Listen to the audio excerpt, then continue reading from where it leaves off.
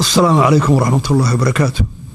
Your Excellency, Ismail Omar Gelle, the President of the Republic of Jabuuti. Your Excellency, Dr. Abiy Ahmed, the Prime Minister of Federal Democratic Republic of Ethiopia. Your Excellency, Muhammad Abdullahi Farmajo, President of Somalia. Your Excellency Hassan Ali Khaire, the Prime Minister of Somalia.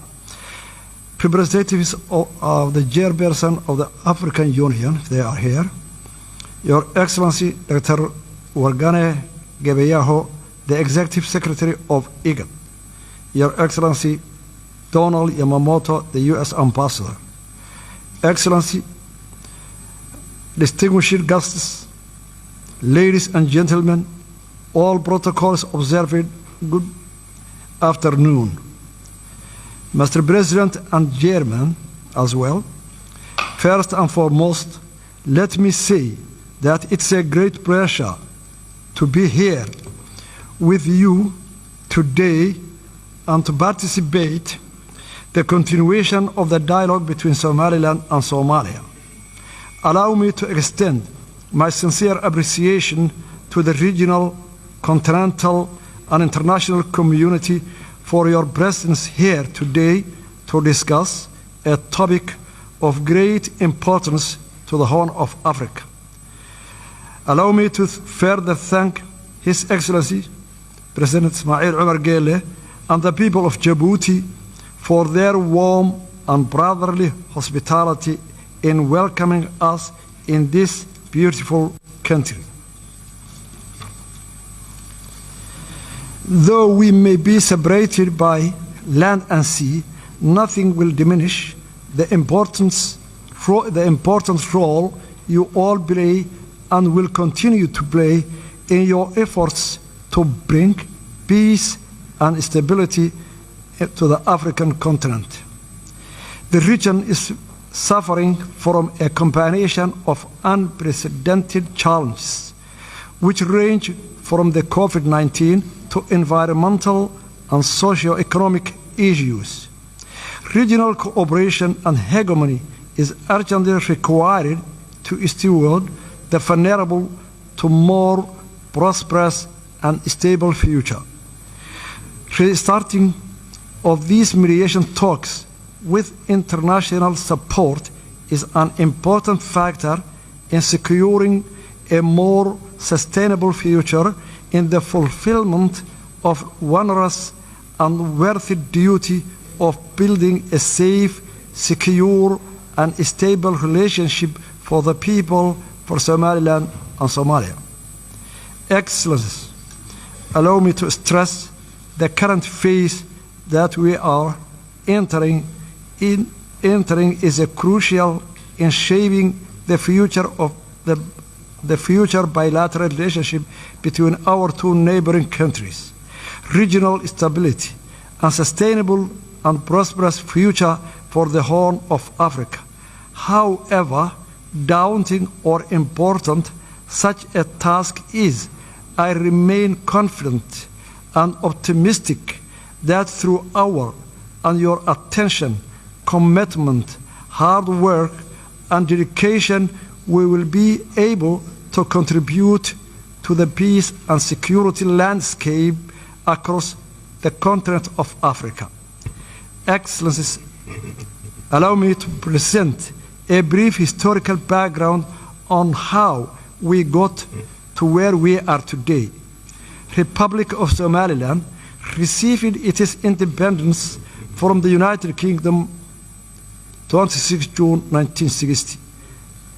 Notification of that independence was duly registered with the United Nations, and 35 countries recognized Somaliland. Somaliland voluntarily united with Somalia 1st July 1960 to form the Somali Republic. The union was not legally binding, as the Act of Union was never formally signed. Therefore, the unification effort fell short of the requirements mandated by domestic and international law. From the beginning, the union malfunctioned as Somaliland people were hugely oppressed. The people of Somaliland expressed their displeasure with the Union by overwhelming voting against the new constitution in the referendum held in 1961 and followed full-scale struggle against the Somali Republic. The result in the collapse of Somali Republic in 1991 and the restoration of the independence of the Republic of Somaliland 18 May 1991.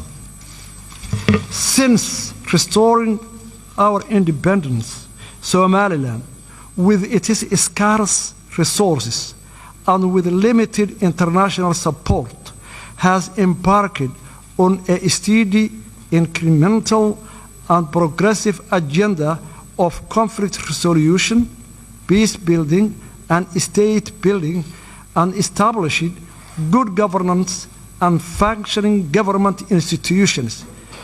We conducted a constitutional referendum in which 97% of Somalilanders voted to support the constitution and the independence.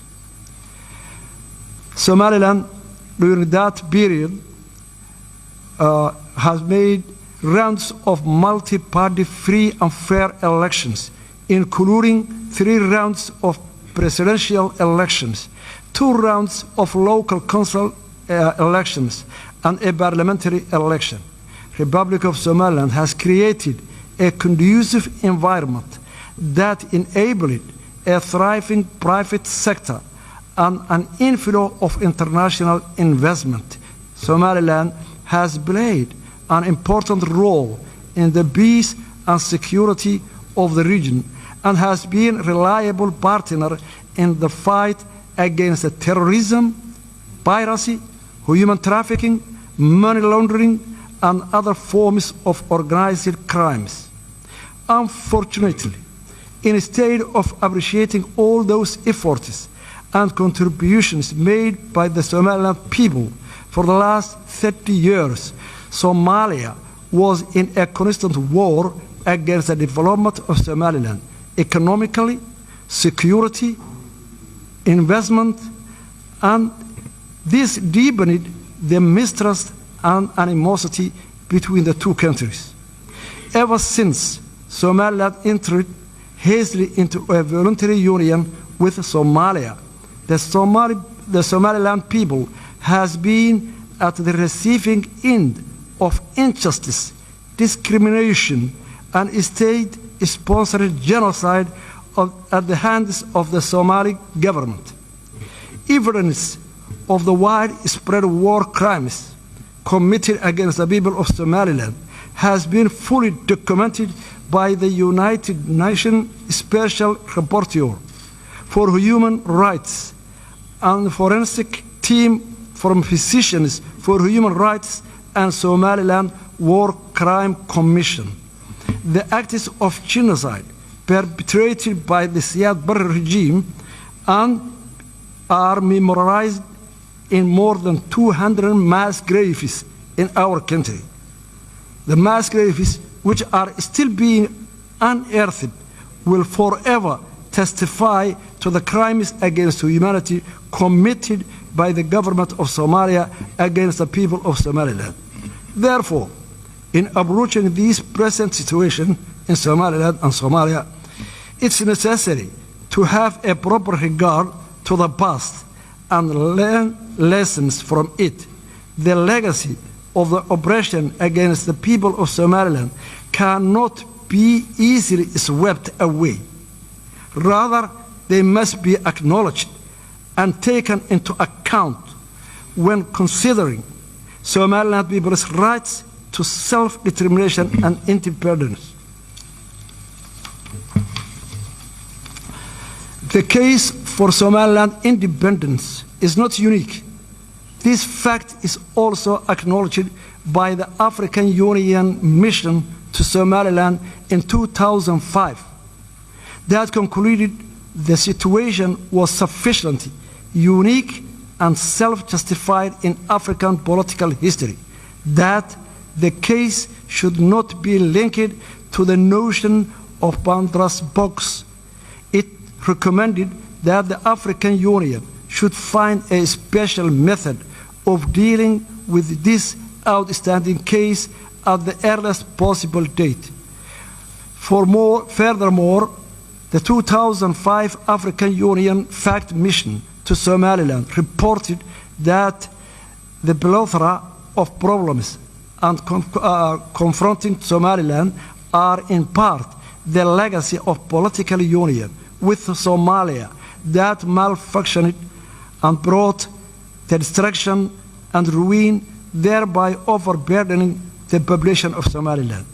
Somaliland's claim to independence depends on part its circumstances, including the brief but legal period of independence in 1960. It claims to recognize international borders relating to that period, as can be summarized from the Somaliland's case, unique and demands unique solution. It does not create precedent for other unresolved conflicts in Africa or elsewhere.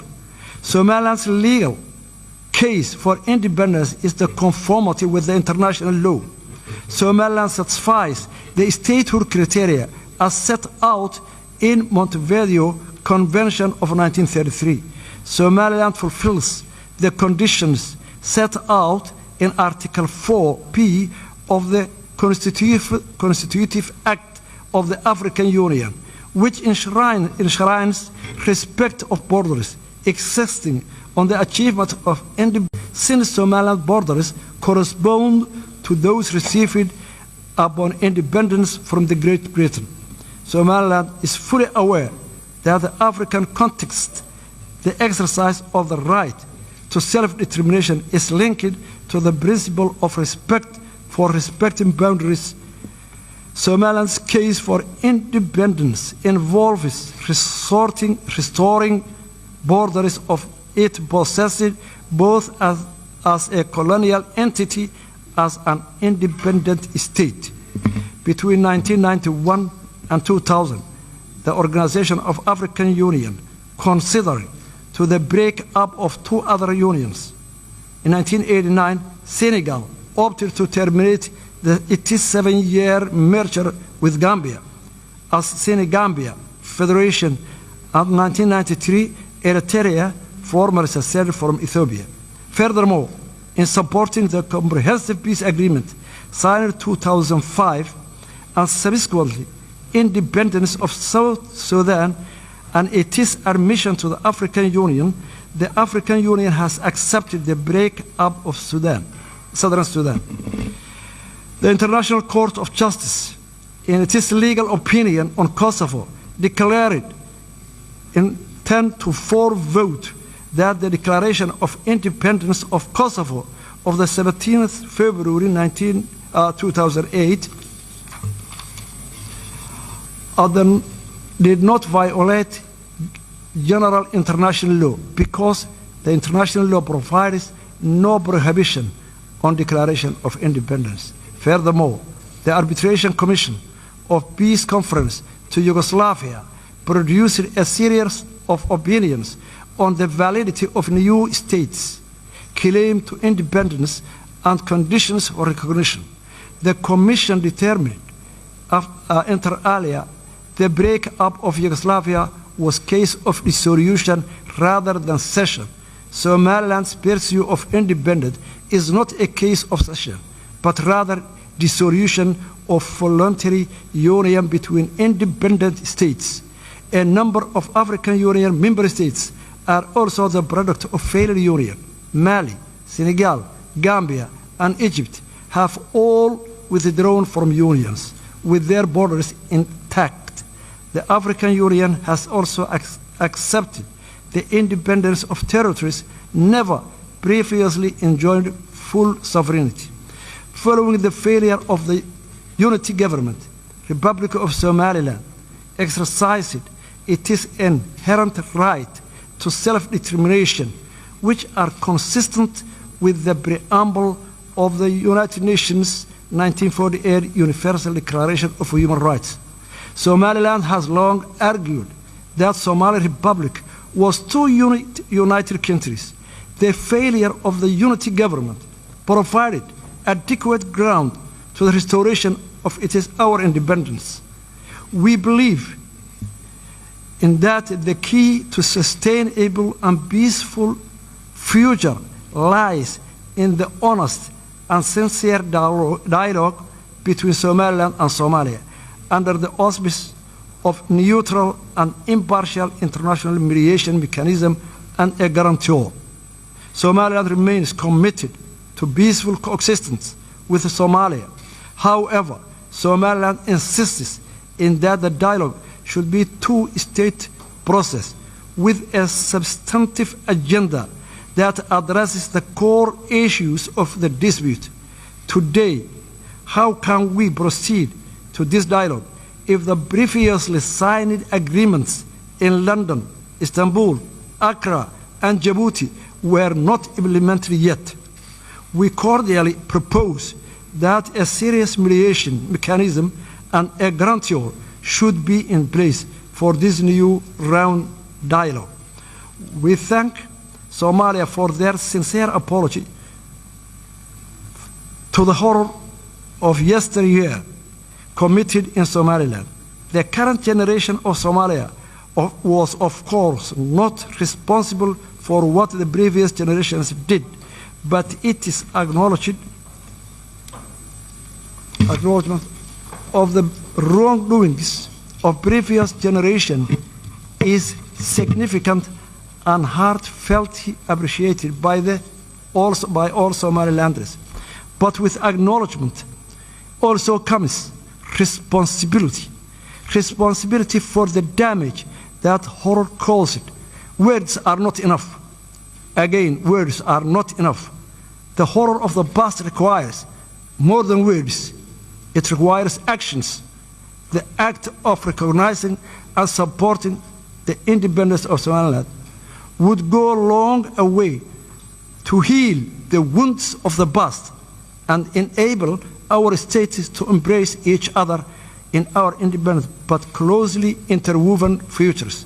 I am confident that we can build a bright future together as a brotherly, neighboring nations and for our own people and our region. Thank you very much.